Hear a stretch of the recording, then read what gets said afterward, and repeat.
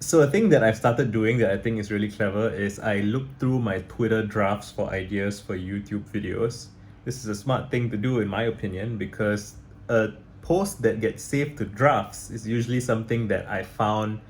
I typed it out because I had something to say, but I didn't send it because I felt that I wasn't quite getting the right tone, or I wasn't quite getting the right vibe.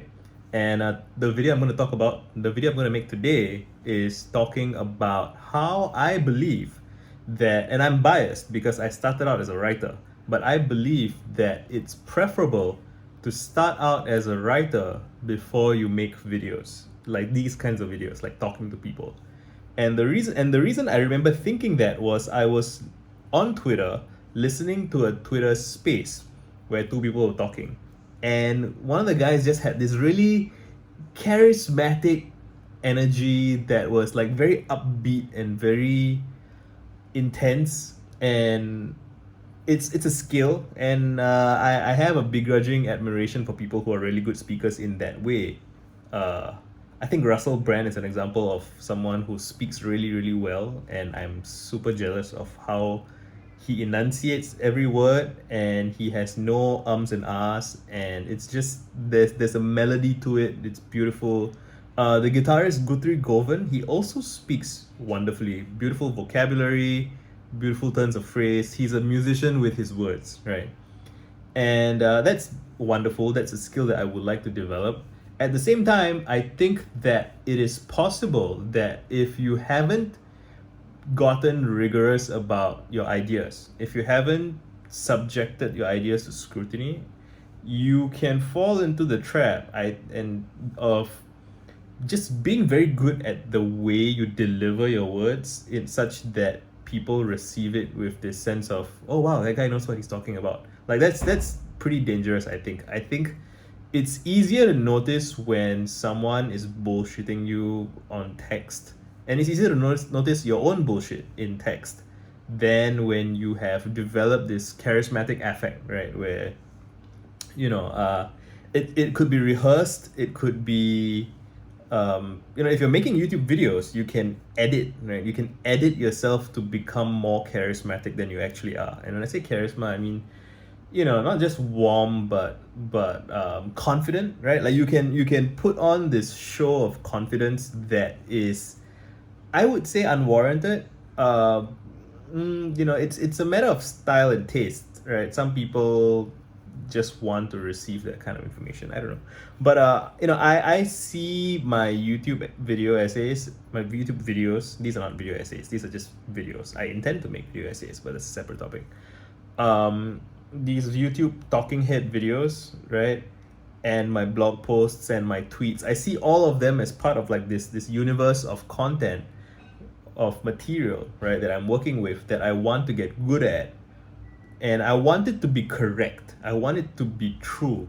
And I don't want it to be, I just don't want to fall into this trap of, and I don't worry that I would fall into this trap because I have this long history of making content and writing and questioning myself, introspecting, right? I have like 800,000 words of introspective journaling on my Word Vomit project.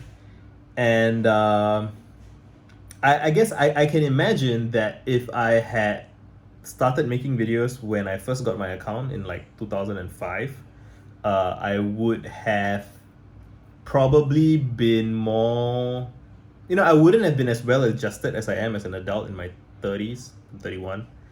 If I was 15 when I got my YouTube channel, if I was making YouTube videos at 15, by the time I would have been like 17 or 18, I imagine I would have been doing caricatures, I would have been doing characters, I would have been doing bad jokes, trying to do engagement bait, I think. This stuff that gets more views, more subscribers. I would not have this grounded sense of self that I have from life experience, right? And I think that would have had like crazy highs and crazy lows. And it's I would that have been preferable? I don't think so. Again, you could say it's sour grapes. You could say that I'm rationalizing the position that I'm in, but I could still do it. If I wanted to court outrage, I could still do that. If I wanted to I could make videos about dating. I could make videos about gender and religion and culture war stuff, right? Woke politics, cancel culture. I do think I will want to eventually make videos about those things, right? Like you saw my previous video was about masculinity and complaining. Like I could just frame that as something that's, make it like a snappy 3 4 minute video, highly polished, right? Write the script in advance, do the cuts, be dramatic, have all these slap sounds and whatnot. And again, not to judge people who use those tools, but I think it is preferable to my taste, right? To work without them so that you can get really really good fundamental material, right? It's like make sure that your steak or your noodles or whatever it is that you're cooking, the basics are really really good, so that you don't use the sauce or the additional stuff um as an escape, right? As a to avoid to make up for the fundamental failings by distracting with just put more butter on it, just put more whatever on it to kind of mask the failure or the incompetence. I was gonna tweet that, and then I felt like, if I'm writing that it's better to start as a writer, that's preaching to the choir, right? Because most people on Twitter are on Twitter rather than say TikTok because they like text. I like text, so it's more fun and more challenging to argue that it's better to start out as a writer than as a vlogger on video, right? So it's like the people here might be more interested in video content, so it's more interesting as well to kind of make the disagreement. It's not disagreement, but to make the case here and to see what people say here. And yeah, I look forward to going through more of my drafts for more things that I did not tweet to make videos about that, and I'll try to publish it more regularly. Done.